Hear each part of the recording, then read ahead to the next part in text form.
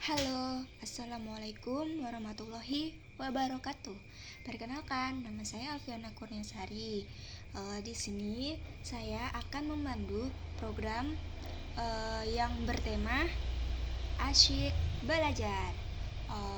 Di sini saya tidak sendiri, saya dibantu oleh narasumber untuk menjelaskan apa sih belajar asyik itu dan bagaimana cara kita bisa menerapkannya baik di lingkungan pendidikan atau di lingkungan masyarakat. Pertama-tama saya akan mengenalkan tema dari belajar asyik itu sendiri.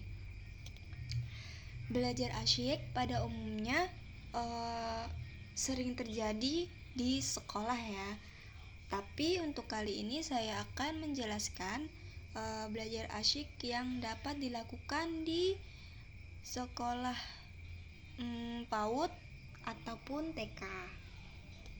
Karena di masa-masa umur 3 sampai 5 tahun mereka akan mulai belajar, mulai mengenal, mulai menyelaraskan antara perbuatan dan tindakan kayak gitu. Oke, langsung saja kita masuk ke segmen pertama. Silakan Ibu jelaskan bagaimana belajar asyik itu bisa kita terapkan di lingkungan belajar anak usia dini. Halo Bapak Ibu Guru kece. Pembelajaran mendalam merupakan salah satu pendekatan dalam pembelajaran di kelas. Pendekatan pembelajaran mendalam yang dirumuskan oleh Kemdikbudrismen menekankan pada suasana belajar dan proses pembelajaran yang berkesadaran, bermakna, dan menggembirakan. Apa ya yang dimaksud dengan pembelajaran yang berkesadaran, bermakna, dan menggembirakan? Pembelajaran berkesadaran atau mindful learning adalah proses pembelajaran di mana siswa belajar dengan kesadaran penuh, fokus, dan terlibat aktif pada apa yang mereka pelajari. Pembelajaran berkesadaran mendorong siswa untuk tahu tujuan pembelajaran yang hendak dicapai, memiliki motivasi dari dalam diri untuk mencapainya, serta mampu meregulasi diri. Kemudian, pembelajaran bermakna atau meaningful learning menekankan hubungan antara konsep yang dipelajari dengan kehidupan nyata siswa. Pembelajaran bermakna membantu siswa merasakan manfaat dan relevansi materi dengan diri mereka, serta mampu menerapkannya dalam kehidupan nyata. Sedangkan pembelajaran menggembirakan atau joyful learning menghadirkan rasa senang, motivasi, dan rasa puas siswa dalam proses belajar. Ketika siswa merasa bahagia dan tertarik selama proses belajar, mereka lebih mudah memahami dan menerapkan apa yang dipelajari. Pembelajaran menggembirakan bukan berarti bermain tanpa tujuan, tetapi menciptakan pengalaman belajar yang interaktif, menantang, dan penuh rasa ingin tahu. Jadi, pendekatan pembelajaran ini menekankan pada pentingnya kesadaran dan motivasi diri dalam belajar, pemahaman yang mendalam dan relevan, serta suasana belajar yang positif dan menyenangkan. Dengan begitu, siswa dapat mengasah kemampuan kognitifnya, sekaligus mengembangkan karakter dan keterampilan sesuai dengan 8 dimensi profil lulusan. Lalu, bagaimana ya cara menerapkan pembelajaran yang berkesadaran, bermakna, dan menggembirakan di kelas? Nah, salah satu contoh penerapan pembelajaran berkesadaran yang bisa Bapak Ibu lakukan adalah menggunakan model pembelajaran yang membuat siswa berperan aktif dalam membangun pengetahuannya sendiri. Misalnya, model pembelajaran berbasis proyek atau PJBL. PJBL mendorong siswa untuk membuat suatu karya atau produk yang bisa dipamerkan atau digunakan. Misalnya, dalam pelajaran IPA, Bapak Ibu bisa mengajak siswa untuk menggali permasalahan sampah di lingkungan sekolah dan menemukan solusi yang cocok untuk jangka panjang. Dalam pelaksanaan proyek, siswa aktif menyelidiki dan menganalisis informasi, menyusun rencana solusi, dan bekerja sama dalam membuat karya atau produk. Pembelajaran berkesadaran juga membantu siswa lebih sadar akan proses belajar mereka. Bapak Ibu bisa mengajarkan teknik mindfulness seperti latihan pernafasan, refleksi, atau kegiatan menulis jurnal untuk merenungkan pengalaman belajar mereka. Teknik ini membantu siswa tetap fokus, rileks, dan mencapai tujuan belajarnya. Kemudian, untuk pembelajaran bermakna, Bapak Ibu bisa mengaitkan materi pembelajaran dengan permasalahan, penerapan, atau manfaatnya dalam kehidupan nyata. Misalnya, dalam pembelajaran bahasa Indonesia, Bapak Ibu bisa mengajak siswa untuk menulis teks berita tentang topik yang mereka minati atau isu yang sedang hangat. Melalui tugas ini, siswa merasa keterampilan menulis dan bahasa yang mereka pelajari memiliki makna yang lebih dalam karena bisa disesuaikan dengan minat atau relevan dengan kehidupan mereka. Lalu, contoh lainnya dalam pelajaran matematika. Bapak Ibu bisa dapat mengaitkannya dengan aktivitas kehidupan sehari-hari seperti simulasi belanja di pasar. Siswa diajarkan cara menghitung total belanjaan, menghitung kembalian, maupun menghitung diskon. Dengan memberi contoh nyata ini, siswa lebih mudah memahami aplikasi praktis dari materi yang mereka pelajari. Pembelajaran bermakna ini membantu siswa sadar bahwa keterampilan yang mereka pelajari saat ini memiliki kegunaan nyata di kehidupan sekarang maupun di masa depan. Selanjutnya, pembelajaran yang menggembirakan. Di sini, Bapak Ibu bisa menerapkan gamifikasi atau media interaktif.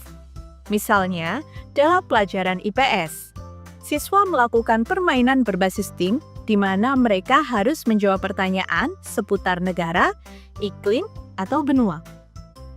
Dengan begitu, suasana kelas menjadi lebih menyenangkan dan mendorong siswa untuk berkolaborasi.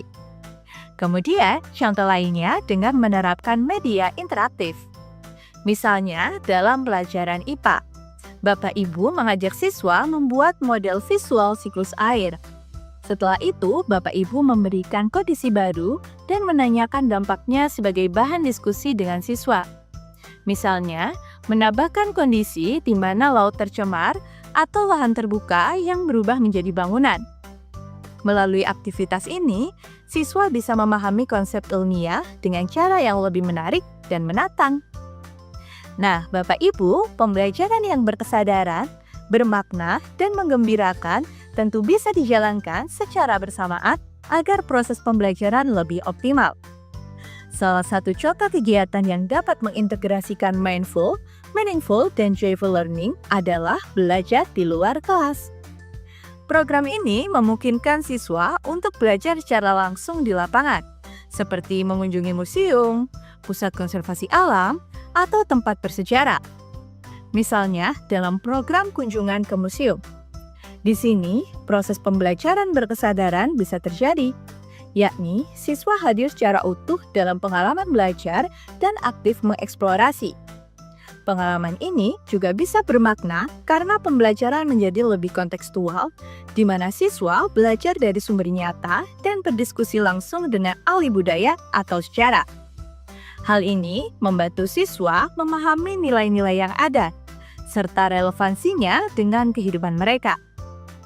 Selain itu, suasana yang berbeda dari kelas, serta adanya media fisik dan visual bisa membuat siswa lebih antusias dan menikmati proses belajarnya. Nah, itu tadi penjelasan mengenai pengertian, tujuan, cara penerapan, serta integrasi pembelajaran yang berkesadaran, bermakna, dan menggembirakan. Semoga dari penjelasan ini bisa memberi inspirasi untuk Bapak Ibu Guru kece terapkan di kelas ya. Oke, segmen 1 sudah berakhir. Kita simpulkan bahwa tema asyik belajar ini sangat dibutuhkan. Mungkin bagi ibu-ibu di luar sana ataupun tenaga pendidik baru yang belum ada bayangan kayak gitu ya. Oke, selanjutnya kita lanjut ke segmen kedua, yaitu demonstrasi atau eksperimen. Oke, setelah ini kita lihat. Konsentrasi. Konsentrasi dimulai. Ada bola warna apa ini? Green.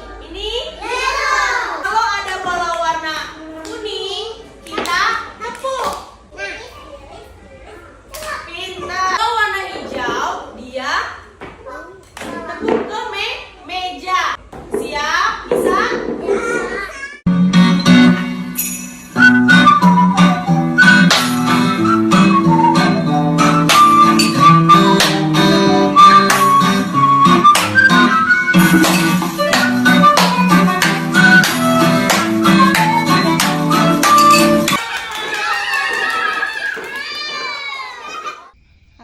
Untuk segmen kedua sudah berakhir ya. Kita lanjut ke segmen ketiga. Segmen ketiga ini berisi kuis interaktif dan permainan. Mungkin akan langsung diterapkan oleh adik-adik yang ada serta narasumber yang ada. Mata pernah melihat, telinga pernah mendengar, badan pernah merasa, terekam jelas seakan terjadi baru saja. Siapakah Oke, untuk penutup kesimpulannya program Asyik Belajar ini dapat membantu banyak orang di luar sana, baik yang sudah menjadi seorang tenaga pendidik ataupun ibu baru, ibu muda mungkin yang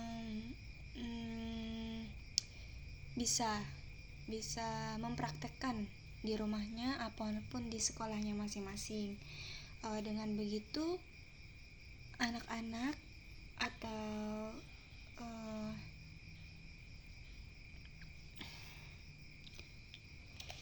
dengan begitu anak-anak dapat mempelajari serta mempraktekkan itu semua sendiri dan dapat menambah pengetahuan mereka atau imajinasi mereka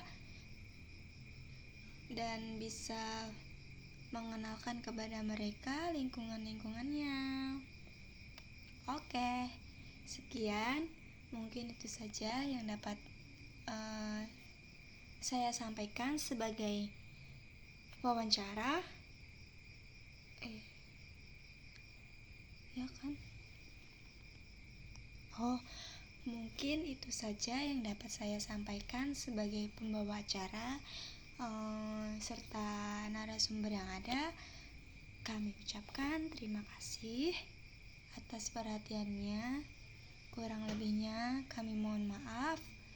Wabillahi taufiq walhidayah. Assalamualaikum warahmatullahi wabarakatuh. Sampai jumpa di acara selanjutnya.